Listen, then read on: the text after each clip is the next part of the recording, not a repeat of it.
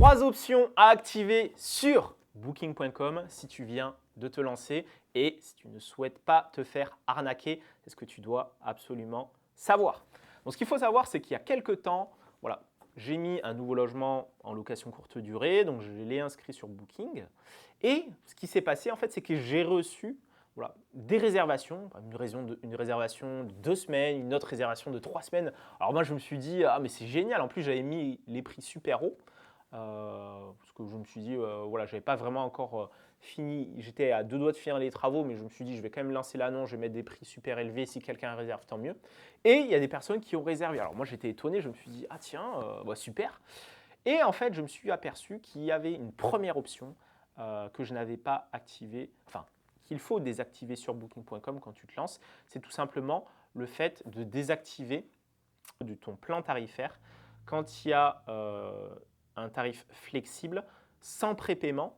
Ça, c'est problématique. Il faut désactiver le sans prépaiement. Donc, il suffit d'appeler Booking pour désactiver ça, pour justement éviter que des voyageurs, typiquement, c'est des personnes qui voulaient des visas, qui voulaient venir en France. En gros, ils réservent, ils font des recherches sur ce type d'appartement, ils font des réservations pour ensuite recevoir un papier et l'envoyer je sais pas, à leur ambassade ou leur consulat pour justement avoir un visa. Et du coup, en fait, les voyageurs, ils font juste ça pour avoir le visa, mais ils ne vont jamais venir dans ton logement. Et le problème avec ça, c'est que moi, ça me bloquait justement parce que moi, je ne pouvais pas annuler en fait les réservations et ça me bloquait en fait les dates.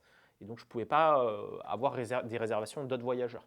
Donc ça, c'est une première option que tu dois absolument désactiver. Donc tout ce qui est tarif flexible, remboursable, il faut enlever le prépaiement.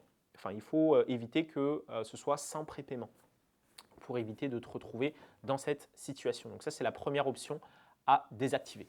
Seconde option à activer, à vérifier, justement par rapport à mes premières réservations là, que j'ai reçues sur le nouveau logement que j'ai lancé, j'avais des réservations qui remontaient, mais sans numéro de téléphone. Donc là, je ne comprenais pas en fait, je me disais, et du coup, ça engendrait des problèmes opérationnels pour contacter le voyageur, etc. En fait. Donc pour ce faire, il faut contacter Booking pour justement, je les ai contactés pour qu'ils rendent le téléphone obligatoire. Donc ça, c'est très important à faire si tu veux fluidifier l'expérience client. Parce que j'avais des réservations avec numéro de téléphone et sans numéro de téléphone. Donc je ne comprenais pas. Et en fait, c'est parce que Booking, justement, ils avaient par défaut mis en place le fait que le téléphone n'est pas obligatoire. Donc tu peux les appeler pour le rendre obligatoire. Et moi, je le fais pour justement qu'on puisse fluidifier ensuite toute l'expérience client. Donc ça, c'est la deuxième option. Et troisième option sur laquelle j'ai eu des soucis, c'est au niveau des frais de ménage. Puisque les frais de ménage, tout simplement, ils étaient à 0 par défaut. Donc j'avais des réservations, mais sans frais de ménage en fait. Donc pour ce faire, c'est-à-dire que dans le onboarding de Booking, il n'y avait pas le fait de pouvoir spécifier les frais de ménage. Et moi, j'avais oublié en fait. Parce que je n'avais pas vraiment suivi la checklist, j'avais fait à la va-vite. Donc, erreur. Il faut suivre les checklists. Et justement, le fait d'avoir ce truc par défaut à 0 €, j'ai reçu plein de réservations, mais sans frais de ménage en fait. Donc du coup, je m'en suis aperçu que 3 ou 4 réservations après. Donc ça, c'est voilà, un petit retour d'expérience que je t'invite à mettre en place.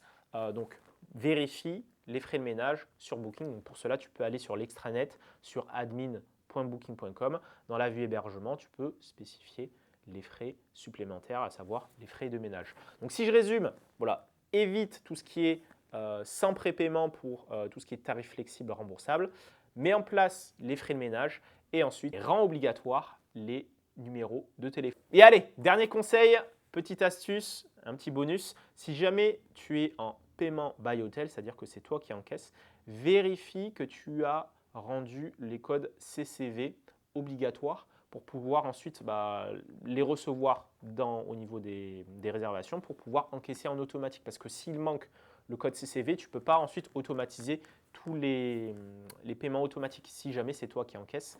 Mais bon, si tu veux faire au plus simple, tu restes en paiement par Booking, c'est eux qui gèrent. Mais si tu souhaites pouvoir encaisser directement à la réservation, que tu puisses jouer avec le fait de marquer la carte en invalide pour pouvoir ensuite annuler la réservation facilement sans faire de relogement. Enfin bref, ça c'est à toi de voir, mais vérifie que tu as bien le code CCV obligatoire si jamais tu es en paiement by hotel. Donc j'en dis pas plus, on passe à l'action et je te dis rendez-vous dans le prochain épisode. Boum!